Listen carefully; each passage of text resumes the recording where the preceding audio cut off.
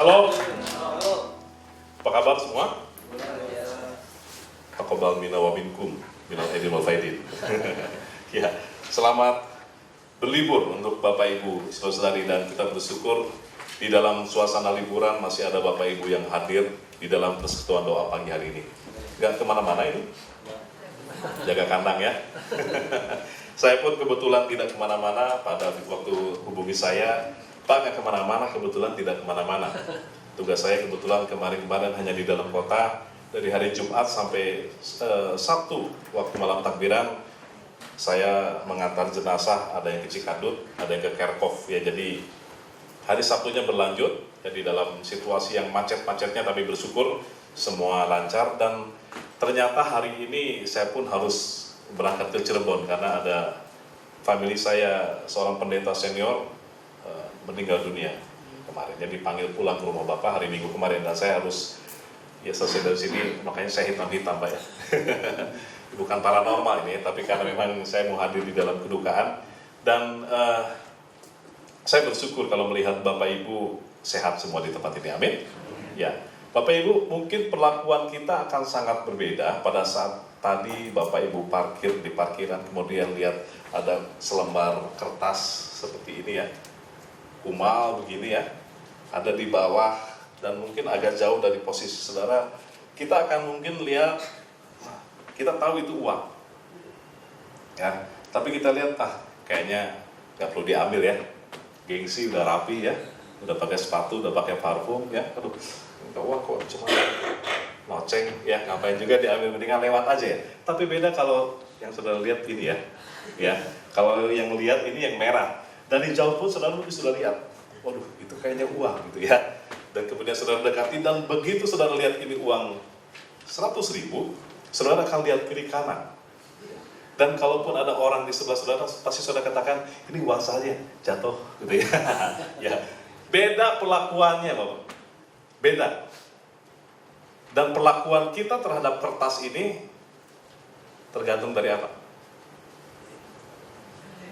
Dari apanya?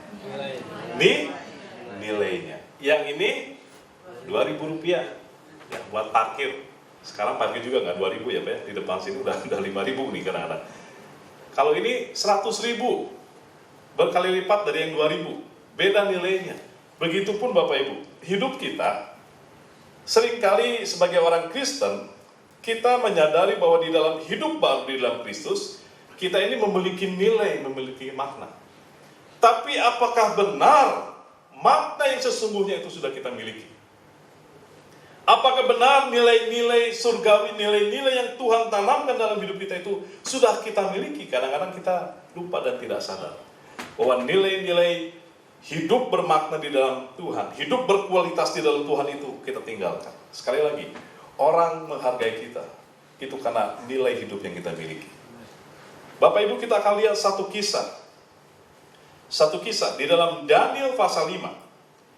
Daniel pasal 5 ayat 23 sampai dengan ayat 28.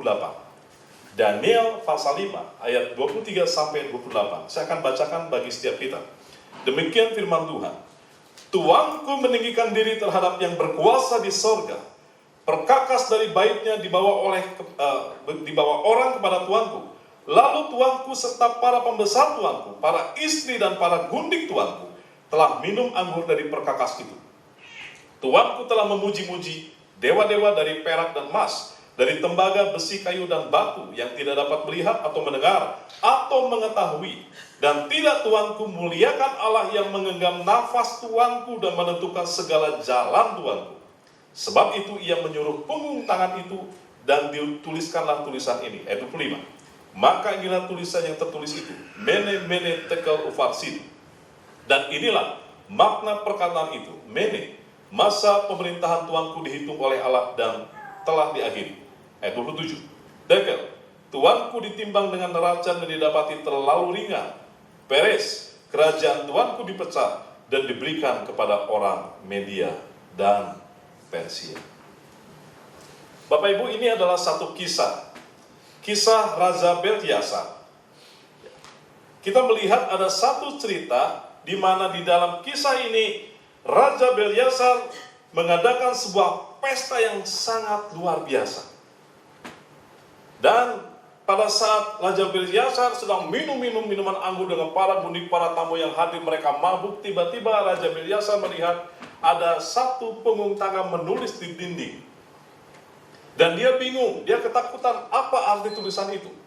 Dan akhirnya Raja Belsyazar memanggil Daniel. Dan dia meminta Daniel untuk menafsirkan apa yang tertulis itu. Dan itulah tadi, di dalam Daniel 5:23-28. Daniel menjelaskan kepada Raja Belsyazar tentang apa arti daripada tulisan itu. Dan ada yang menarik. Perkakas bait Allah yang kudus, yang dipersiapkan untuk mempersembahkan sesuatu kepada Allah, itu digunakan untuk bermabuk-mabukan, dinajiskan, sehingga tentunya Allah marah. Allah marah. Dan memang terjadi apa yang disampaikan oleh Daniel. Raja Belsyazar mati di dalam kesombongan. Dari kisah ini, Bapak Ibu, sekarang kita dapat melihat sebetulnya apa sih yang bisa kita sombongkan? Apa sih yang bisa kita banggakan? Raja Belsyazar itu penguasa Media Persia, ya, negara adik kuasa, superpower pada saat itu. Karena wilayah kekuasaannya sangat luas dan ditakuti. Tapi kalau Tuhan berkehendak, dia mati. Jadi pertanyaannya sebetulnya sebagai manusia, apa sih yang mau dibanggakan oleh kita, Bapak Ibu? Harta kekayaan? Harta kekayaan? Enggak. Harta kekayaan tidak akan kita bawa mati. Sama seperti Raja Belsyazar, mati ya sudah, dilupakan orang. Memang namanya tercatat, dan kita baca pada pagi hari ini. Kita pelajari bersama. Dan ini menjadi contoh tentang kesombongan itu tidak berkenan di hadapan Allah. Seringkali kita merasa diri ini bermakna, bernilai kalau kita memakai pakaian-pakaian atau ya barang-barang yang bermerek. Begitu ya. Sepatu yang mahal, kemeja harus yang harganya 1 juta lebih, celana juga nggak mau yang 100-200 ribu. Pengennya yang 1 juta lebih. Kok ada orang seperti itu? Ada. Ada ya? Ada. Saya yakin di sini tidak ada. Teman saya ada yang seperti itu. Celana jeans dia nggak mau yang merek Levi's yang 200, dia inginnya yang import. Ya. 1.200.000 dia beli, bahkan 2 juta dia beli sepatu yang merek saya mereknya Dogmark atau apa ya, saya nggak tahu lah. Ya merek-merek yang saya juga asing kalau buat saya, itu mahal sekali. Sampai harganya 5 juta 7 dibeli. Apakah dengan memakai barang-barang bermerek kemudian kita menjadi orang yang bermakna? Seperti itu? Enggak. Tidak seperti itu, Bapak Ibu, saudara-saudara. Kita akan belajar di sini. Kita akan melihat di sini bahwa kesombongan itu tidak ada faedah. Dan harta kekayaan apapun yang kita miliki itu tidak akan kita bawa mati. Bapak Ibu, ada beberapa hal penting yang akan membuat kita menjadi manusia yang bernilai, manusia yang berkualitas. Ada beberapa hal penting yang akan kita pelajari masih dalam kitab Daniel. Bagaimana kita menjadi manusia yang memiliki makna dalam hidup ini? Bagaimana kita menjadi manusia yang bernilai dalam hidup ini? Mari kita lihat. Daniel pasal 6 ayat 1-5. Pasal berikutnya. Ini setelah Belsyazar mati, ya, kerajaannya terpecah, dan di dalam ayat yang 1 dikatakan demikian. Darius orang Media menerima pemerintahan ketika ia berumur 62 tahun. Lalu berkenalah Darius mengangkat 120 wakil-wakil raja atas kerajaannya. Mereka akan ditempatkan di seluruh kerajaan. Mereka diangkat pula 3 pejabat tinggi. Dan Daniel adalah salah satu dari ketiga orang itu. Kepada mereka lah para wakil-wakil raja harus memberi pertanggungan jawab supaya raja jangan dirugikan. Maka Daniel ini melebihi para pejabat tinggi dan para wakil raja itu. Kita baca sama-sama ayat ini. 1-3. Karena ia mempunyai roh yang luar biasa. Dan raja bermaksud untuk menempatkannya atas seluruh kerajaannya. Kemudian para pejabat tinggi dan wakil raja itu mencari alasan dakwaan terhadap Daniel dalam hal pemerintahan, tetapi mereka tidak mendapat alasan apapun atau sesuatu kesalahan, sebab dikatakan ia setia dan tidak ada didapati sesuatu kelalaian atau sesuatu kesalahan padanya. Bapak Ibu, kita melihat di sini tokoh Daniel menjadi tokoh yang luar biasa. Dan kita melihat di sini ada hal yang luar biasa, Bapak Ibu. Daniel ini menjadi orang penting. Dikatakan Darius menguasai negara yang sangat luas. Dan karena sangat luasnya daerah kekuasaan, maka Darius mengangkat 120 orang gubernur. Dan di atas gubernur ada 3 orang pejabat tinggi, dan Daniel salah satunya. Jadi sejak zaman pemerintahan Belsyazar, Daniel ini sudah mulai muncul juga. Ya. Sehingga Daniel diminta nasihat oleh Belsyazar. Apa arti tulisan yang aku lihat? Mene tekel ufarsin itu. Dan setelah Belsyazar akhirnya mati karena kesombongannya, Daniel kembali diangkat oleh raja yang baru itu Darius, penguasa Media. Dan jabatannya nggak main-main, sampai dikatakan raja bermaksud menempatkan Daniel untuk menjadi penguasa atas seluruh media. Ini nggak main-main. Ada rahasianya, Bapak Ibu. Saya ingin tanya dulu, Bapak Ibu ingin menjadi manusia yang bermakna, punya nilai? Mau? Saya sering kali ya memakamkan, ya, ada yang dikremasi begitu ya. Saya selalu membayangkan pada saat saya khotbah penghiburan, khotbah itu bukan hanya untuk jemaat, tapi buat diri saya sendiri. Saya selalu membayangkan ada waktu di mana saya juga akan dipanggil pulang. Betul ya, setiap kita akan dipanggil pulang. Nah, pada saat kita sudah terbujur kaku di peti mati, tentunya kita ingin yang hadir itu mengenang kita hal yang baik atau yang buruk? Yang baik. Ada di sini, saya ingin dikenang yang buruk-buruknya, Pak. Saya pengen meninggal dalam suasana di mana orang sangat mensyukuri kematian saya. Orang sangat senang dengan kematian saya. Orang sangat bersuka cita kalau boleh ada yang datang kemudian bilang, puas, lu mati. Ada yang mau seperti itu? Enggak. Nah, sebelum itu terjadi, apa yang harus kita lakukan? Apa yang harus kita lakukan? Memanfaatkan waktu yang masih kita miliki selama kita hidup di dalam dunia ini untuk hal-hal yang bermakna, hal-hal yang bernilai, dan tentunya sebetulnya Tuhan sudah melengkapi kita untuk kita menjadi manusia yang bernilai. Ini yang pertama, yang Daniel miliki. Daniel menjadi orang yang memiliki nilai atau kualitas karena pertama, ayat 4 tadi, dalam ayat pasal 6 ayat 4b, maka Daniel ini melebihi para pejabat tinggi dan para wakil raja itu karena ia mempunyai roh yang luar biasa. Saya ingin tanya Bapak Ibu, roh yang dimiliki oleh Daniel itu roh siapa? Halo? Roh yang dimiliki oleh Daniel itu roh siapa? Roh siapa? Halo? Roh genderuwo? Bukan ya. Roh siapa? Roh Tuhan. Zaman dulu tuh beda dengan zaman sekarang kita dalam perjanjian baru. Roh Kudus sudah dicurahkan, amin. Roh Kudus tuh berkenan tinggal dalam setiap kita, amin. Kalau zaman dulu beda, Allah akan mendiami seseorang dengan rohnya kalau dia berkenan. Ya. Makanya sering kita lihat dalam tokoh-tokoh penyanyi lama, maka Allah berkenan dan memenuhi, ya, Samson misalnya, dengan rohnya, begitu ya. Tapi begitu orang itu sudah mulai berdosa, Allah meninggalkan daripada pribadi yang tadinya didiami oleh orang Allah. Nah sama, Daniel menjadi orang yang luar biasa. Dia diperhitungkan, dia memiliki nilai yang luar biasa. Dia memiliki kualitas, kenapa? Dia memiliki roh yang luar biasa. Dan roh itu sudah kita miliki, Bapak Ibu. Amin? Kayaknya kurang percaya ini. Roh Kudus itu kita miliki, amin? Kisah 1 ayat 8. Masih apa? Aku akan memberikan kuasa kepadamu kalau Roh Kudus turun atasmu. Kamu akan menjadi saksiku di Yerusalem, di Yudea, Samaria, sampai ujung bumi. Bapak Ibu sadar nggak Roh Kudus itu sudah ada dalam hidup kita? Amin.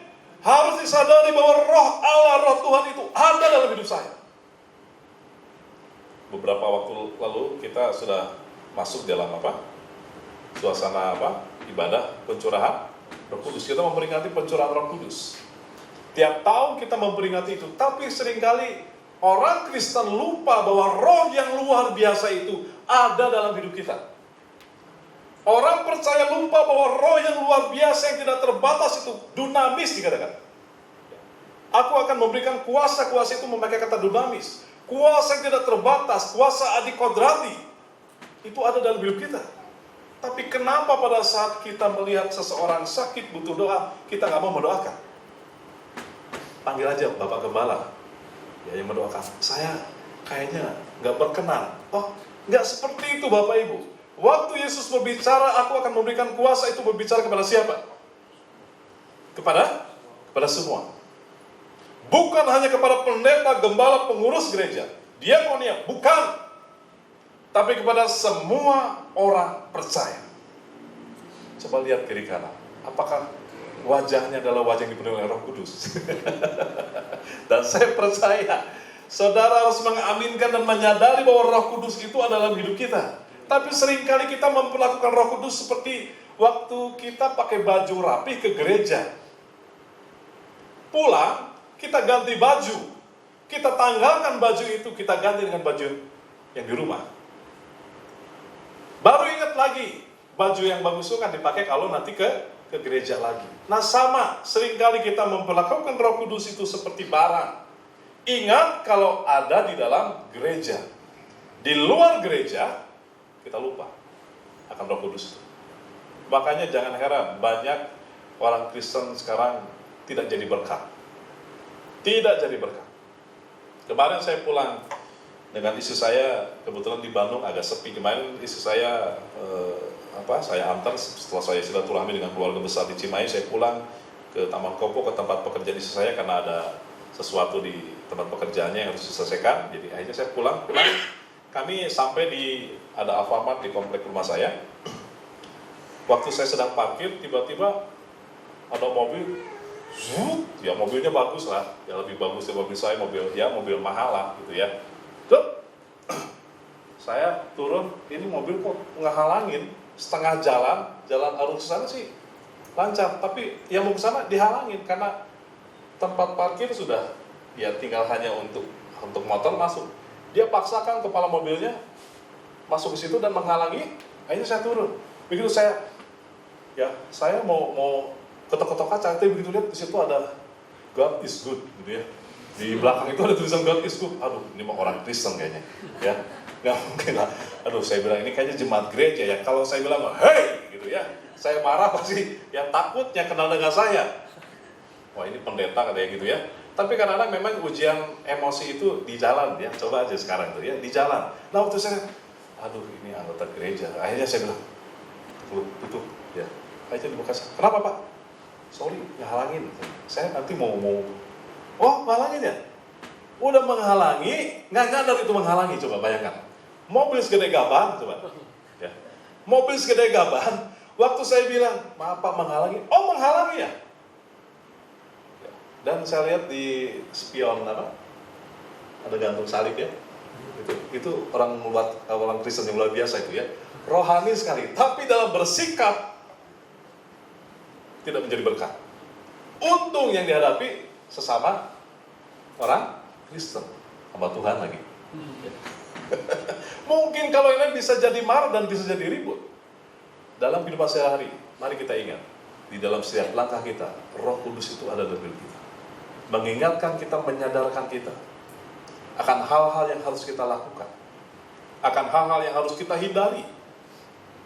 Roh Kudus itu senantiasa menyertai kita. Dia bukan barang, dia adalah pribadi. Jangan saudara hanya ingat Roh Kudus kalau sedang nyanyi di tempat ini, memuji di tempat ini, baru ingat, oh iya ada Roh Kudus. Pulang lupa lagi. Kalau Roh Kudus, Roh Allah itu menyertai setiap langkah saudara. Jangan seperti itu. Sadari, Roh Kudus itu, Roh Allah yang kudus itu ada dalam hidup kita, menyertai kita. Dan kalau Roh Kudus itu mengingatkan untuk kita menghindari hal-hal yang tidak harus kita lakukan, ya jangan dilakukan. Belajar peka dengan kuasa Roh Kudus. Daniel menjadi luar biasa karena Roh Allah itu tinggal. Roh yang luar biasa itu memimpin setiap langkah Daniel. Yang kedua, di dalam pasal 6 ayat 8, 11 dan 12. Jadi ceritanya kan tadi dikatakan semua pejabat tinggi iri sama Daniel. Saya baca ya, 8. Semua pejabat tinggi kerajaan ini, semua penguasa dan wakil raja, para menteri dan bupati telah mufakat, supaya dikeluarkan kiranya suatu penetapan raja dan diterapkan suatu larangan, agar barang siapa yang dalam 30 hari menyampaikan permohonan kepada salah satu dewa atau manusia kecuali kepada Tuanku, ya raja, maka ia akan dilemparkan ke dalam gua singa. Ayat 11 dan 12. Demi didengar Daniel, bahwa surat perintah itu telah dibuat, ya, surat perintah untuk tidak menyembah kepada dewa-dewa yang disembah selain kepada Darius. Pergilah ia ke rumahnya. Dalam kamar atasnya ada tingkap-tingkap yang terbuka ke arah Yerusalem. 3 kali sehari ia berlutut, berdoa serta memuji Allahnya seperti yang biasanya dilakukannya. Lalu orang-orang itu bergegas-gegas masuk dan mendapati Daniel sedang berdoa dan bermohon kepada Allah. Jadi orang-orang iri sama Daniel, mereka bermufakat jahat. Ya, jadi permufakatan jahat ini bukan hanya ke Ahok aja, ke Daniel pun sudah terjadi dari zaman dulu, ya, secara politik. Ya, jadi mereka bermufakat, bikin surat perintah supaya jangan menyembah dewa-dewa yang disembah oleh setiap orang, tapi harus menyembah kepada Raja Darius. Lalu ditandatangani surat itu dan resmi 30 hari tidak boleh berdoa, bersembahyang kepada Allahnya Daniel. 30 hari, hukumannya berat. Kalau yang melanggar, masuk ke tempat singa, gua singa, ya, tempat singa dipelihara. Saudara kalau jadi Daniel, cuma 30 hari, mau ngikutin aturan ini atau mau melanggar? Saya tanya, pasti dijawab lah. Pasti jawabannya, mendingan ikutan ini cuma 30 hari. Toh Tuhan juga ngerti. Betul? Cuma 30 hari nggak berdoa, nggak apa-apa. Tuhan juga ngerti daripada saya mati. Betul ya? Jujur saja. Ya, saya pun kalau jadi Daniel, iya ya, ngeri juga. Hukumannya hukuman mati. Cuma 30 hari. Nggak usah berdoa, cincailah. Nggak usah doa, nggak apa-apa. Dimaklum pasti. Tuhan juga akan maha kasih, dimaklum. Tapi, saudara lihat, Daniel ini tetap melakukan doa sembahyang. Meskipun hukumannya berat. Meskipun hukumannya adalah hukuman mati. Raja Belshazzar adalah contoh orang yang tidak memiliki rasa hormat dan takut akan Tuhan. Sehingga waktu barang-barang rampasan dari Bait Allah dirampas, dipakai pesta pora, dinajiskan, itu tanda Raja Belshazzar tidak menghormati Allah. Tapi Daniel ini lain. Dia menjadi pribadi yang luar biasa. Dia punya roh Allah dan dia menghormati Tuhannya. Dia sangat menghormati Tuhannya. Nah, menghormati Tuhan bisa terlihat dari hal-hal sederhana. Yang pertama, cara mengikuti ibadah di gereja. Dalam cara mengikuti ibadah, bagaimana sikap kita? Mazmur 2 ayat 11 katakan, beribadahlah kepada Tuhan dengan takut dan ciumlah kakinya dengan gemetar. Beribadahlah kepada Tuhan dengan takut dan ciumlah kakinya dengan gemetar. Seringkali anugerah di dalam Tuhan Yesus itu seringkali menjadi anugerah yang kebablasan. Saya melihat, saat saya tegur, waktu itu saya habis antar anak saya dari sekolah, saya parkir di basement tempat saya melayani. Saya mau masuk ke lantai atas, ke kantor. Waktu saya lihat ada ruang tamu ya di bawah dekat basement itu, ada yang sedang berdoa. Dan saya pikir ini orang lagi ngobrol gitu ya, karena pintu kaca. Jadi saya lihat ini orang lagi ngobrol. Ya, saya dekati, ternyata lagi doa. Kenapa saya simpulkan lagi ngobrol? Karena yang pimpin doa itu, maaf ya Bapak Ibu ya, maaf ya,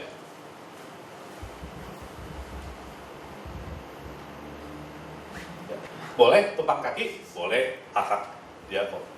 Tapi buat saya, sedang memimpin doa, tumpang kaki. Engkau baik Tuhan, sambil tumpang kaki. Dan di gereja kami itu ada office boy yang muslim. Dan mereka sudah datang, dan biasanya mereka ada di basement. Dan kebetulan ada yang memang bertegur sapa dengan saya. Saya tanya, itu lagi apa? Nggak tahu Pak, dari pagi. Saudara, seringkali anugerah yang kita terima kadang-kadang menjadi anugerah yang kebablasan. Orang Kristen kadang-kadang tidak menghargai lagi bahwa pada saat masuk ke tempat ibadah, di situ Tuhan hadir. Untuk itu kadang-kadang kita itu kalah militan dengan orang orang muslim, orang Konghucu, Buddha. Kalah. Coba saudara perhatikan waktu perayaan Waisak. Orang umat datang untuk beribadah, itu tangan begini begitu masuk, ya. Duduk, mereka begini terus. Saudara perhatikan ya? Saya mau perhatikan itu. Saya perhatikan, mereka begini. Fokus. Waktu di mana? Di Borobudur itu ya. Saya lihat di Borobudur. Ada yang ngobrol sebentar, kemudian ada yang syuting ya, karena itu disiarkan di televisi. Sebentar, terus fokus lagi. Sementara waktu akhirnya para biksu pimpin doa, mereka khusyuk. Padahal itu waktunya nggak sebentar. Tapi beda dengan kita orang Kristen. Saya mohon maaf, kalau mungkin apa yang saya sampaikan ini sedikit agak keras, tapi seringkali saya sangat sedih. Ya. Dapatkah disebut sebagai ibadah kalau saudara datang umat memuji Tuhan, saudara asik dengan gadget atau saudara hanya diam, malas untuk memuji Tuhan? Saudara hanya memperhatikan orang yang memimpin pujian sambil lipat tangan. Waktu orang bilang, kamu puji Tuhan. Enggak, ini cara saya memuji Tuhan. Begitu. Kemudian waktu firman Tuhan disampaikan, saudara sibuk dengan gadget. Karena ada WhatsApp masuk, lihat Facebook. Ya. Kali aja ada teman yang say hello. Kemudian selesai firman Tuhan, doa firman Tuhan, gak ikut doa juga. Dia hanya diam, tidak mengaminkan setiap kata-kata profetik yang disampaikan oleh yang berdoa. Dan sebelum persembahan diedarkan, saudara sudah kabur duluan, menghindari persembahan. Saya ingin tanya, dapatkah itu disebut sebagai sebuah ibadah? Apakah benar ibadah itu seperti itu? Seringkali orang Kristen kebablasan. Saya kemarin anak saya perpisahan sekolah, hamba Tuhannya masih muda. Kemudian di depan, mari Bapak Ibu kita berdoa. Tuhan, kami berdoa Tuhan sambil jalan-jalan. Anak-anak ini kiranya Engkau bahas segala macam bla bla bla bla bla bla. Saya tuh, udah saya doa. Mereka lagi masih sampai amin. Saya dengarkan firman Tuhan. Saya selesai acara perpisahan anak saya kebetulan pendeta masih ada. Saya kenal. Oh, apa kabar Pak? Terima kasih firman Tuhan yang memberkati. Oh iya Pak, Bapak orang tua ya, saya sebutkan nama saya. Oh ini Pak, anak saya. Sorry Pak, saya agak kurang sejahtera dengan Bapak berdoa. Oh kenapa? Bapak, dari tadi ini kok tangan Bapak lagi berdoa sama siapa? Saya berani bilang, Bapak lagi berdoa sama siapa? Waduh Pak, iya, maaf Pak, ya sorry, saya juga pendeta, saya bilang. Sebaiknya Pak, di depan umat, Bapak harus jaga sikap, saya bilang. Saya tadi memperhatikan Bapak, jujur saja. Oh ya Pak, maaf Pak, ya kadang-kadang kebiasaan. Ya. Nah Bapak Ibu maaf ya dari hal-hal kecil, tolong diperhatikan Bapak Ibu. Makanya gak heran orang selalu mencibir, orang Kristen mah gak menghargai Tuhannya. Gak menghargai Tuhannya. Lihat aja cara-cara mereka beribadah kok seperti itu. Bapak Ibu, maaf, bukan saya harus mengajar saudara untuk kembali ke hukum Taurat. Enggak. Cuma selayaknya kita tempatkan Allah menjadi Allah yang memang harus kita hormati. Dalam ibadah kita, mari kita datang dengan sungguh-sungguh, maka firman Tuhan katakan, beribadahlah kepada Tuhan dengan takut dan ciumlah kakinya dengan gemetar. Dan satu sikap hormat Bapak Ibu.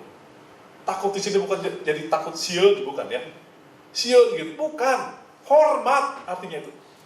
Ada sikap hormat bahwa kita ini datang di mana Allah hadir di situ.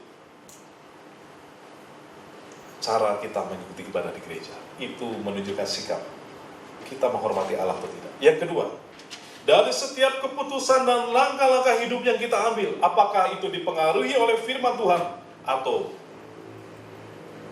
keinginan sendiri. Banyak keputusan-keputusan yang harus kita ambil, amin.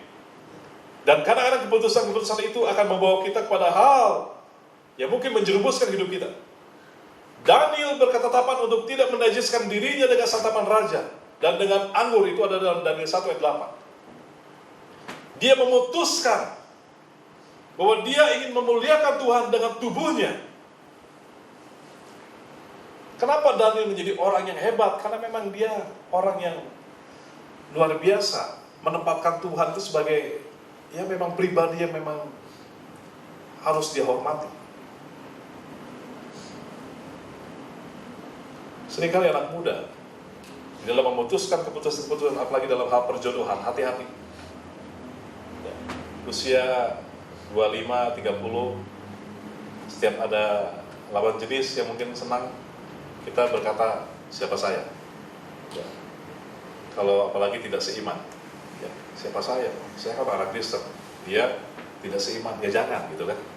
Tapi seiring usia bertambah, ya, usia 40, 45 belum punya jodoh juga, akhirnya apa? Siapa saja. Ya, tadinya siapa saya, tapi seiring waktu jadi siapa saja. Jangan seperti itu. Tetap punya prinsip bahwa keputusan-keputusan yang diambil harus dipengaruhi oleh Tuhan, oleh firman Tuhan. Berdoa dulu, itu lebih baik. Bapak Ibu ada sekarang, itu hasil keputusan-keputusan kita di belakang. Amin. Sekarang ada di tempat ini, itu hasil keputusan. Mau doa pagi atau mau tidur di rumah, itu hasil keputusan. Keputusan saat ini akan mempengaruhi kita di depan, Bapak Ibu. Untuk itu, bijak-bijaklah dalam memutuskan keputusan dalam hidup kita. Bijaksana. Dan harus melibatkan Allah, supaya kita bijaksana dalam memutuskan keputusan-keputusan dalam hidup kita. Yang pertama tadi, Daniel menjadi orang yang berkualitas, karena apa tadi? Dia memiliki roh yang luar biasa. Yang kedua, dia adalah orang yang menghormati Tuhannya. Yang terakhir, orang yang berkualitas, orang yang bernilai adalah orang yang berbudi pekerti luhur, Bapak Ibu. Daniel itu sangat disegani, karena apa? Dia punya sikap, punya attitude yang baik. Dia tidak menjadi sombong. Dia pintar, tapi dia tidak sombong dengan kepintarannya. Dia adalah orang yang memiliki sikap yang baik. Attitude yang baik itu sangat penting. Apa orang yang memiliki budi pekerti luhur itu orang seperti apa? Yang pertama, orang yang memiliki karakter yang baik, Bapak Ibu. Ya, karakter yang baik itu penting. Saudara sudah diberikan hidup baru oleh Tuhan, sudah ditebus. Dan karakter yang lama itu harus saudara tanggalkan, diganti dengan karakter yang baru, karakter ilahi. Nah, itu harus saudara ingat. Untuk itu kenapa tadi di depan katakan, kita harus ingat bahwa Roh Kudus itu menyertai kita. Murah senyum, ya, jangan senyum-senyum sendiri sekali lagi ya. Murah senyum itu sangat baik. Saudara ramah terhadap orang itu sangat baik. Pak, udah saya mah kieu tiba-tiba. Jangan. Pak, dah saya mah jutek dari dulunya. Oh, jangan. Jadi orang Kristen kalau tahu saya jutek, ya jangan jadi jutek terus. Bumbui juteknya dengan senyum. Ya. Karena itu sangat berpengaruh buat orang. Saudara, orang lagi susah, dikasih senyum aja, itu penghiburan. Ya. Orang lagi stres, datang, counseling. Ya. Saya kasih senyum, saya dengarkan, 85% masalahnya itu terangkat. Coba kalau ada orang terseling mau curhat, saudara ngapain? So ngomong-ngomong. Orang udah malas mau ngomong. Begitu ngomong ABC pun, cek saya mas, mana salah? Gitu kan? Belum apa-apa udah ditimpa. Saudara, senang nggak seperti itu? Malah makin menderita, saudara. pulang jadi masalah baru, betul? Untuk itu setiap orang Kristen kenapa dikatakan menjadi saksi? Gak gampang jadi saksi itu ya, gak gampang. Apalagi kalau di jalan, ya. Apalagi kalau di jalan. Tadi pas di stopan depan, kan sepi ya. Saya berhenti di belakang karena ada area untuk motor. Itu lampu hijau, itu motor sak. Ya. Ada benjolan. Anak kecil Bapak Ibu, ngerem kaget, dia kayaknya bukan orang Bandung. Keren, puas itu anak, sampai saya kaget, saya berhenti ke pinggir, saya tolong dulu anak dan tas. Pak, kenapa? Kita lewas Pak, ayah benjolan. Pak, jangan gebut-gebut anaknya, aduh, saya sampai kaget anak kecilnya. Ya, takutnya ini kena aspal, bukan apa, saya ngeliat sekali gitu, ngeliat sekali. Saya bilang, Pak, naik motor tuh jangan, ini soalnya mentang-mentang kosong ya. Mungkin kemarin baru lihat ini MotoGP ya. Jadi jalan kosong pun dianggap itu arena buat balap. Saya lihat dulu sebentar. Ya. Pas perempatan Pasar Baru itu, ya, ada bapak-bapak tukang beca, Pak, ini tolong Pak. Anaknya untung nggak apa-apa, hanya ya pasti sakit lah, keras banget soalnya ke aspal. Ada pernah jatuh ya ke aspal? Enak? Ya. Enggak ya, keras itu. Ya. Saya bilang Pak, hati-hati bawa anak. Oh iya Pak, ya. Mau kemana Pak? Mau ke Padalarang? Oh masih jauh lagi. Ya. Hati-hati Pak. Saya selalu sampaikan ke dia hati-hati. Nah Bapak Ibu, kadang-kadang ya itu di jalan tuh banyak ujiannya ya. Ya. Kita baik-baik, orang lain yang seenaknya. Kita pengen mobil kita mulus, nabrak orang lain. Ya, begitu ya. Nah sebagai orang Kristen, memang harus bijaksana dalam menyelesaikan setiap masalah di jalan. Dan ini memang dibutuhkan karakter yang baik untuk bisa menahan diri, apalagi sampai kebablasan. Jangan sampai kebablasan. Marah boleh, ya, tapi jangan sampai akhirnya wah jadi ngamuk, ya, jadi hoax, ya, di jalan ribut-ribut, ajak klien, jangan sampai seperti itu. Saudara ingat, saudara adalah umat Tuhan, punya karakter yang baik. Dan sekali lagi, orang yang berbudi luhur itu adalah orang yang memiliki nilai kehidupan yang benar. Nilai kehidupan yang benar itu sudah kita miliki dalam Alkitab. Nilai-nilai hidup yang benar itu sudah kita miliki, ada di dalam firman Tuhan. Saudara tidak usah cari kemana-mana lagi, ada dalam firman Tuhan. Buku-buku motivator sekarang banyak sekali. Buku-buku tentang motivasi banyak sekali, bagus-bagus, boleh silakan saudara baca. Tapi tetap yang menjadi patokan kita adalah Alkitab. Kenapa sebut Alkitab? Al itu apa? Al utama, kitab itu buku, berarti buku yang utama. Saudara sudah punya buku yang utama. Ilmu dari segala ilmu ada dalam Alkitab. Saudara cintai Alkitab. Karena di situ ada nilai-nilai kebenaran. Nilai-nilai hidup yang benar itu ada di situ. Tinggal kita mempraktekannya. Dan mempraktekannya membutuhkan perjuangan. Bapak Ibu, kalau itu sudah kita miliki, maka kehidupan Bapak Ibu, kalau Bapak Ibu menjadi orang yang bernilai, berkarakter, dan memiliki kualitas yang baik dalam hidup kita, maka dampak kita akan dirasakan oleh orang sekitar kita. Jadi kesimpulannya Bapak Ibu, orang yang bermakna dan berkualitas itu adalah orang yang memiliki hubungan yang baik dengan Tuhan. Kemudian hubungan yang baik dengan diri sendiri. Sudah selesai dengan diri sendiri, tidak berperang lagi dengan diri sendiri, karena musuh yang paling besar yang susah ditaklukkan itu siapa? Diri sendiri. Kalau itu sudah kita miliki, maka saudara akan memiliki hubungan yang baik dengan orang lain di dalam sekitar.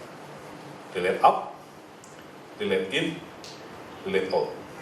Amin. Relate up, relate in, relate out. Itu sangat berpengaruh. Saling berhubungan. Ya, hablum minallah, hablum minanas gitu ya. Ya, saudara kemarin mungkin banyak dengar waktu puasa ya. Hablum minallah, hablum minanasnya itu di dalam Kristen itu sudah ada. Hubungan dengan Tuhan, hubungan dengan sesama. Tapi sebelum itu terjadi, saudara harus mengerti dulu apa rencana Tuhan dalam hidup kita. Rencana Tuhan dalam hidup kita adalah rencana yang luar biasa. Amin.